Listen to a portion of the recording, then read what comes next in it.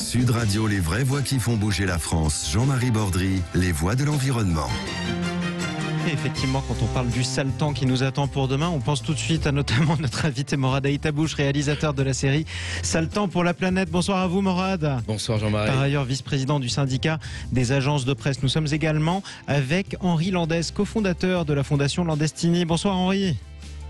Bonsoir Jean-Marie, bonsoir tout le monde. Et bienvenue sur Sud Radio. Et avec nous également un nouveau, si je puis dire, parce qu'on va parler automobile ce soir, Yves Cara, porte-parole de l'Automobile Club Association. Bonsoir à vous. Bonsoir. Pourquoi parler justement de l'automobile? Parce que c'est ce qui va nous animer, c'est ce qui va aussi animer les débats de l'Assemblée nationale. Faut-il interdire la publicité pour les véhicules polluants? C'est une des propositions de la Convention citoyenne pour le climat. Et il y a une proposition de loi qui est examinée en ce moment pour réorienter la pub vers les produits moins polluants. Du coup, peut-être un jour, bye bye les voitures, comme on a dit bye bye à une autre époque, eh bien à la publicité pour les alcools forts. C'est la loi E20 qui était passée par là.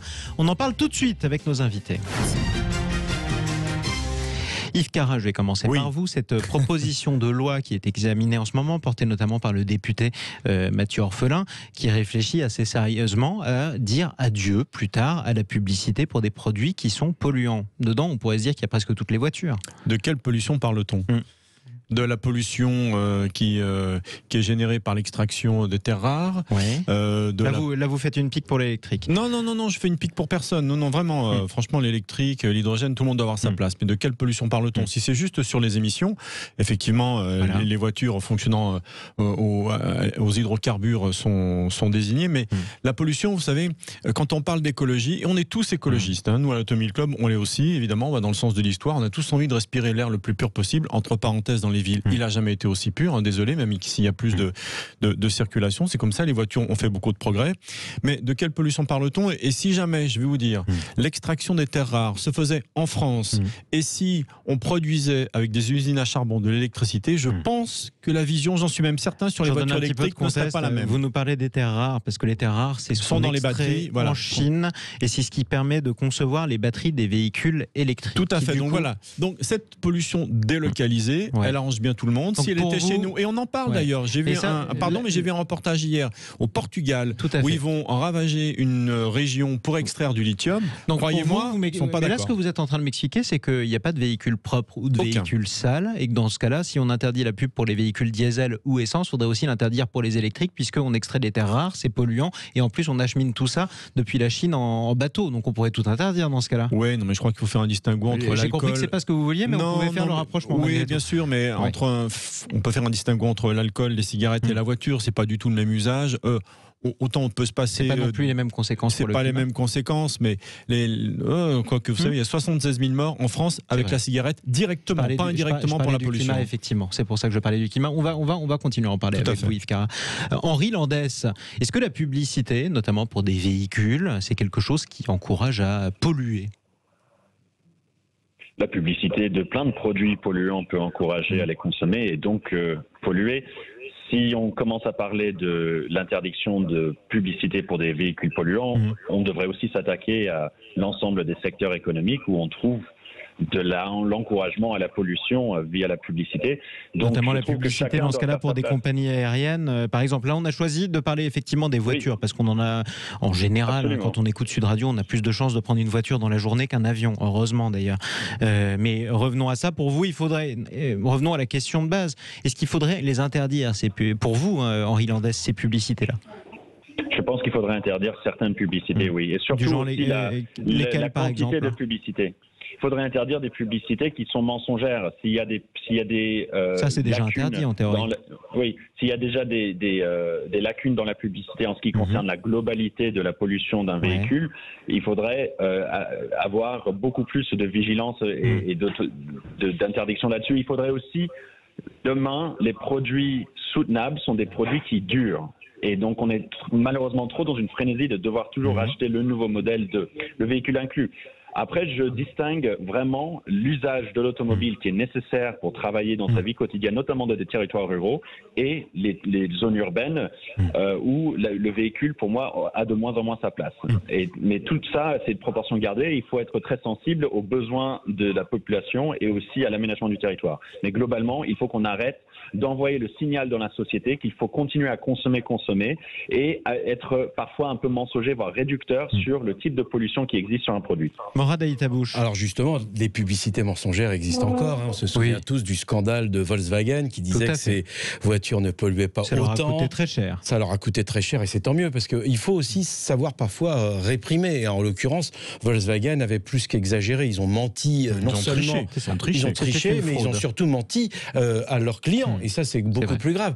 Là où il y a encore, malheureusement, des publicités mensongères, c'est sur le greenwashing.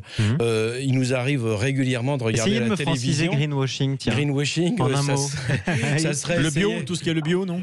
Non, pas du tout. Le greenwashing, ça serait de faire passer des vessies pour des lanternes. C'est ça. En fait, faire croire que tel produit est écolo alors qu'il ne l'est pas. Oui, c'est à peu près ça. Ou en tout cas, donner des vertus écolo à un produit qui ne le serait pas. On ne va pas donner de nom, mais quel genre de pub fait passer tel ou tel produit pour un produit écolo alors que pour vous, il pollue?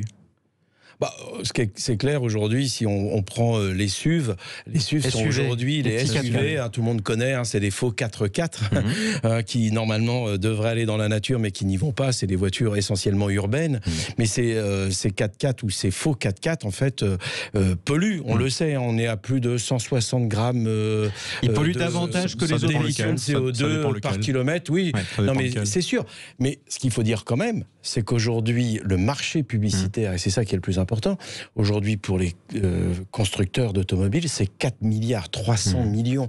Et j'ai le cul entre deux chaises. Parce que à la fois je veux et je fais tout pour protéger la planète, je sensibilise les téléspectateurs à cette question, à cette thématique, à cette problématique. D'un autre côté, je suis journaliste. Oui. Et je ne peux pas oublier, par exemple, que des magazines très créatifs comme Actuel ont disparu à l'époque de la loi E20. 4 milliards 300 millions la loi E20 qui avait mis un terme à la publicité pour l'alcool. Et pour le tabac aussi. 4 milliards 300 millions, ça veut dire que demain, d'autres journaux... Parce qu'il ne faut pas se mentir, aujourd'hui, malheureusement, la presse écrite va mal. La télé, la radio souffrent. Avec le Covid, ça a été de plus en plus difficile. Et vous êtes vice-président du syndicat des agences de presse. Ah non, alors, c'est pour ça que c'est paradoxal. Moi, je travaille essentiellement pour le service public, mais j'aime aussi les autres publications, quelles qu'elles soient. Je veux dire, aujourd'hui, heureusement, les journalistes vivent... On est d'accord que la publicité, au-delà du fait que ça vous encourage à consommer, enfin c'est logique d'ailleurs, c'est son but, au-delà du fait que ça vous encourage à consommer, ce sont des emplois, par exemple, ce sont des produits. Donc du coup, comment on choisit ? Alors vous êtes centriste sur la question. Non, c'est pour ça que je disais que j'ai le cul entre deux chaises, parce que c'est difficile aujourd'hui. Moi, je pense qu'il faut beaucoup de pédagogie et il faut du temps. C'est-à-dire que si on prend par exemple l'interdiction des véhicules thermiques, et notamment ceux qui fonctionnent au diesel, on n'a en France pas décidé de supprimer les véhicules au diesel demain. On a dit 2040. En Norvège, je crois que c'est 2030. On s'est donné de la marge, effectivement. 2030, oui, c'est ça, 2030. Il y a 10 pays européens qui ont décidé, pour le coup, d'interdire les véhicules au diesel. Moi, je pense qu'il faut aussi donner du temps. C'est-à-dire qu'il ne faut pas, du jour au lendemain, de manière très brutale, passer d'un système à un autre. De la même manière, je pense que les véhicules électriques, aujourd'hui, si demain tout le monde passait aux véhicules électriques, malheureusement, on va tous rentrer à 19h et on va tous consommer au même moment. Et qu'est-ce qui va se passer ? On va demander aux Allemands de nous prêter de l'énergie, nous vendre de l'énergie. Revenons sur le corps central à charbon. Je vais jusqu'au bout de mon argument, Jean-Marie, c'est que malheureusement, l'énergie produite par les Allemands, c'est au charbon, c'est les énergies fossiles. Donc, parce que leur plan d'énergie renouvelable a échoué. Mais donc, du coup, il n'y a pas de solution miracle, c'est ce qu'on peut retenir. Il a échoué parce qu'aussi, ils n'ont pas voulu aller aussi vers l'énergie nucléaire. Revenons malgré tout sur cette interdiction. Vous vouliez que ce soit progressif. On revient sur la publicité en particulier. L'idée, c'est de mettre les publicités au service du climat, progressivement, conserver la pub, mais la réorienter sur les véhicules les moins polluants. C'est ce que dit Mathieu Orphelin, qui porte cette proposition de loi. Ça vous paraît réaliste ou pas ? Écoutez, moi je vais vous prendre un exemple. J'avais un débat sur une autre chaîne de télé avec un député. Et ce député était en Normandie, il faisait beaucoup d'allers-retours à Paris. Et donc on fait l'émission, et après l'émission il me dit, vous savez, j'ai une berline, j'avais un diesel et je l'ai vendu pour acheter une essence, donc très fier. Et là, il me regarde, il me dit, mais qu'est-ce que ça consomme? J'arrête pas de faire le plein. Je lui dis, bah voilà, vous consommez 20% en plus. Donc, vous produisez 20% en plus de CO2, qui n'est pas vraiment d'ailleurs un polluant, c'est autre chose. Mais en fait, vous consommez plus. Donc, vous consommez plus d'hydrocarbures. Il faut faire attention. Sur les gros rouleurs, si on fait plus d'1 000 km aujourd'hui, il n'y a pas mieux que le diesel. Il n'y a pas moins polluant que le diesel. Il y a le train. Il pourrait prendre le train. Donc, quand vous êtes commerçant, que vous avez des grosses valises, que vous devez travailler, que vous devez aller dans les petits villages, le train, on oublie. Pas faux, ça concerne une minorité de personnes. Vous parliez d'un député, donc a priori, il peut faire des allers-retours, il doit montrer l'exemple, il doit être exemplaire. Oui, mais avec un essence, il ne l'est pas, et il pensait l'être. Vous voyez, il faut faire attention aux idées reçues. On parle de taxer le poids des voitures, mais quand on met des hybrides, électriques, thermiques, ça pèse plus lourd, parce que vous avez 2 moteurs. C'est une ineptie. Sauf que taxer le poids des voitures, notamment pour les véhicules thermiques, c'est parce qu'une voiture qui pèse lourd et qui est transportée avec de l'essence, ça consomme énormément d'essence et ça rejette beaucoup de CO2. S'il est plus lourd parce qu'il est hybride, la moitié du temps c'est de l'électricité, donc ça pollue moins. C'est pas un problème de poids. Vous savez, si les voitures ont pris du poids, comme les avions, comme les hommes, comme les appartements qui sont plus grands, ça va dans le sens. En fait, c'est un problème de marketing. On va transformer SUV par VIF ou VFI, voiture familiale indispensable. Et on n'en parle plus. Et en tout gros, les petits 4x4 qui ressemblent à des 4x4. C'est de la publicité mensongère. Qui ressemble à des 4x4. Mais moi j'ai une famille. Sans un monospace, j'aurais pas pu. Vous allez la démentir dans un instant, mon cher Morad Aïtabouche, qui ressemble en tout cas à des 4x4. C'est vrai que ça a pris la place de nos monospaces qu'on connaissait il y a 15 ans et qu'on avait partout en France. On va en parler justement. Est-ce que les voitures qu'on utilise en France, elles sont de plus en plus polluantes, ou alors elles pèsent de plus en plus lourd? Est-ce qu'elles pourraient être plus propres, par exemple? On en parle tout de suite sur Sud Radio. À tout de suite. Sud Radio, les vraies voix qui font bouger la France. Jean-Marie Bordry, les voix de l'environnement. Faut-il interdire la publicité pour les voitures polluantes? D'ailleurs, ça nous pose une autre question. Quelle voiture est polluante et laquelle ne l'est pas vraiment? Et de quelle façon? On en parle avec nos 3 invités, Morad Aïtabouche, Henri Landès et Yves Cara, qui est porte-parole de l'Automobile Club Association. Et de quelle façon, justement, on va y revenir aussi. Henri Landès, j'aimerais revenir à ce que vous disiez il y a quelques instants sur Sud Radio. Vous disiez, pour vous, dans votre esprit, la voiture n'a plus sa place en ville. Elle a sa place à la campagne, là où on ne peut pas se faire autrement que de se déplacer. Quel type de voiture vous ne voudriez, vous qui êtes écologiste dans l'âme, vous ne voudriez voir disparaître? Qu'est-ce que vous ne voulez plus voir lorsque vous sortez et que vous croisez une voiture? Ce que je ne veux plus voir autant dans la pub que dans la société, c'est on a le nouveau modèle de cette même voiture qui ressort en 2021 qu'on avait en 2020, et en 2019 on en avait une qui était tout aussi performante, etc. Je sais qu'il y a du progrès technique au fur et à mesure, mais je trouve qu'aujourd'hui le produit le plus soutenable, c'est pas si c'est de l'électrique, de l'hybride, du diesel ou de l'essence, c'est celui qui va durer le plus longtemps, qui va être le mieux entretenu et qui sert exactement ce pourquoi il a besoin. C'est-à-dire qu'en ville, si on n'a pas besoin de voiture, qu'on n'en ait pas. Si justement, comme disait monsieur, avec qui je suis entièrement d'accord sur le fait que quand on a besoin de son véhicule pour travailler, eh bien, il faut le lui permettre. En revanche, il faut arrêter cette frénésie, encore une fois, de toujours le nouveau produit, etc. Et j'aimerais aussi revenir sur un autre point qui est que du jour au lendemain, on ne peut pas faire des gros changements. Je suis d'accord avec ce que disait Morad. En revanche, on n'a pas beaucoup de temps maintenant. Il faut être réaliste, on n'a pas énormément de temps pour préserver l'environnement, notre santé, etc. Il faut faire des annonces pour interdire et faire des changements et aussi faire de l'incitation, il faut les deux, dans les années à venir, mais pas dans trop longtemps. 2040, c'est long. Et si on prend du recul, on accepte toujours que de l'innovation technologique vienne remplacer d'autres innovations, d'autres produits, même d'autres emplois. Personne n'a dit Steve Jobs, c'est le plus grand enfoiré de la planète, quand il a tout d'un coup créé des produits qui ont enlevé tous les magasins de disques et de CD et tué aussi tout ce qui était lié au téléphone fixe et tout ce qui était lié à la production de musique.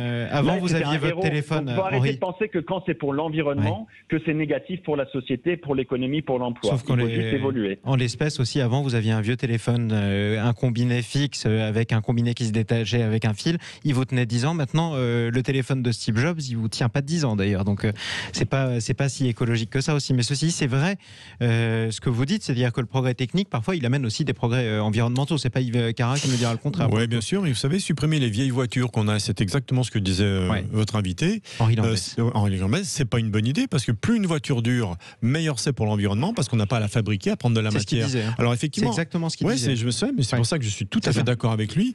Et c'est pareil. Alors on va pas parler de. Vous savez, j'ai assisté hier à pas en présentiel, mais à une conférence sur la transition écologique. Il y avait une partie pour la mobilité des voitures, mais pas seulement. Hein, c'était tout ouvert. Et qu'est-ce qu'on a?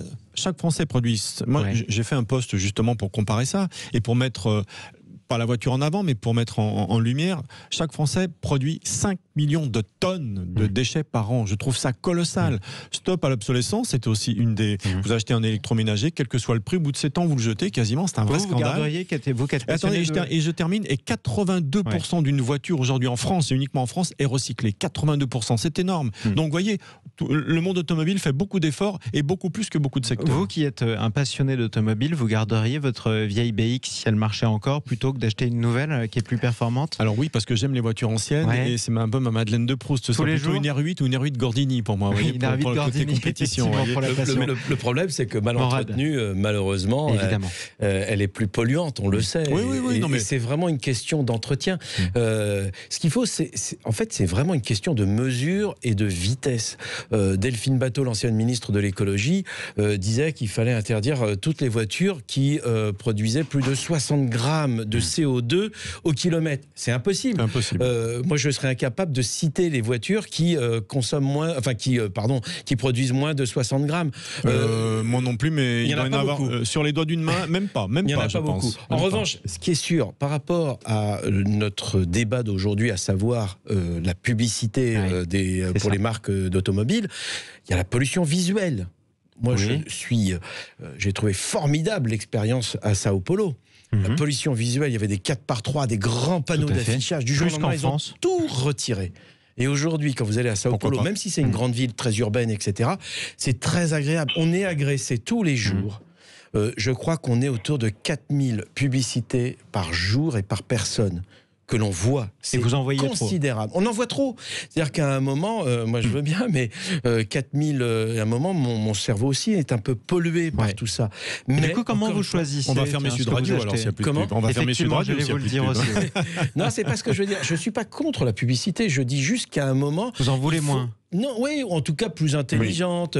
On doit faire des progrès dans tous les sens. Ce qui est incroyable, c'est qu'à chaque fois qu'il y a une crise, toutes les crises pétrolières, on a trouvé, ou en tout cas on a investi dans de nouvelles recherches pour trouver ce qui allait remplacer le charbon, ce qui allait remplacer le pétrole. C'était le nucléaire, il paraît que c'est pas bien maintenant aussi. C'était le nucléaire aussi.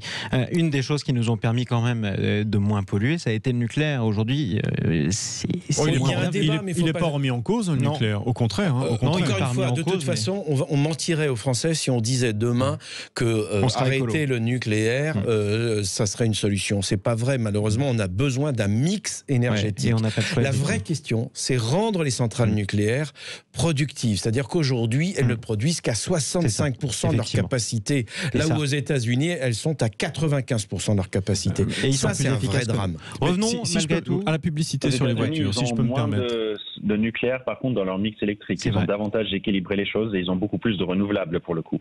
C'est vrai aussi. Mais vous savez, par rapport aux publicités, je crois que une entreprise, elle ne crée pas le besoin, elle suit la demande du consommateur. Si je suis pas d'accord. Attendez, alors laissez-moi terminer. Laissez-moi terminer. Non, je vais terminer, mais je veux juste dire que je suis pas d'accord. Elle suit si les gens ont commencé à acheter des SUV, on va appeler ça des voitures. Alors, au départ, effectivement, des espèces de faux 4x4. Ce ne sont plus du tout des 4x4. Non, mais ça y ressemble. Au départ, c'était des 4x4 parce qu'on avait le Paris-Dakar, il y avait cette extension du rêve, etc. Ce ne sont plus des 4x4. Donc, elles ont pris cette place. Elles sont plus grosses pour des raisons de sécurité active et passive. Il faut bien les mettre quelque part. Je veux dire, le moteur d'une R5 n'est pas celui aujourd'hui d'une 208. Et puis, surtout, si c'est une hybride. Donc, il faut de la place pour la sécurité active, passive et pour les moteurs. Mais vous savez, c'est faux de dire que les constructeurs, quels qu'ils soient, ont créé le besoin. C'est pas vrai. C'est les gens qui y sont allés et ensuite, eux, ils ont répondu à la demande. C'est devenu un tiers. Oui, mais ils ont répondu à la demande. Ce sont des SUV. Mais ils ont répondu à la demande. Oui, non, deux mots et ensuite Henri. Non, mais pardon, un tiers des voitures qui sont vendues aujourd'hui, ce sont des SUV. Ça veut dire quand même qu'à un moment, les fabricants de voitures ont dû s'adapter. Et comment ils s'adaptent ? Non, pas à la demande. Parce qu'à un moment, ils ont adapté leur publicité. Ils ont à la limite, forcer les gens à acheter du SUV. On ne force pas les gens. On leur a fait croire que acheter un SUV, c'est comme acheter un 4x4, c'est-à-dire aller... le mot de la fin, on l'est tous, malheureusement. C'est moi qui vais vous influencer, les amis. C'est moi qui vais vous influencer, Yves Cara. Le mot de la fin pour Henri Landès. Mais si je puis dire, l'essence de la publicité, c'est aussi d'essayer d'inciter les personnes à acheter quelque chose et leur donner envie, mais aussi de leur faire penser qu'il y a un besoin d'avoir ce produit-là. On ne peut pas dire et on ne peut pas rejeter sur le consommateur ou le citoyen qui est noyé dans toutes les informations et chez qui c'est très difficile aujourd'hui de faire de la bonne pédagogie. Vous avez même utilisé l'exemple vous-même avec le député qui avait mal compris l'essence versus le diesel. Non, on ne peut pas leur rejeter la responsabilité d'être aussi écolo que des responsables d'entreprises qui savent très très bien quels sont les points forts et les points faibles de leurs produits. Ce n'est pas les entreprises qui suivent la demande, c'est au moins une interaction, voire il crée énormément des besoins. Effectivement. Bon, mais on en reparlera, on sera amené à en redébattre, je pense. Avec plaisir. J'aime ces débats constructifs, on donne des bonnes infos. Merci à tous les trois, en tout cas, d'être intervenus sur Sud Radio. Morad Aïtabouche, vice-président du syndicat des agences de presse et réalisateur de la série Ça le temps sur la planète, c'est sur France 3. France 5. Henri Landès, cofondateur. Merci à vous, Henri Landès, cofondateur de la fondation Landestini. Et merci à vous, Yves Cara, porte-parole de l'Automobile Club, association La Suite des vraies voix qui font bouger la France. On va parler des entreprises aussi, comme tous les soirs d'ailleurs, sur Sud Radio. C'est sur Bismart et sur Sud Radio. Parlons vrai avec les entrepreneurs. Dans un instant, vous retrouvez Stéphane Soumier.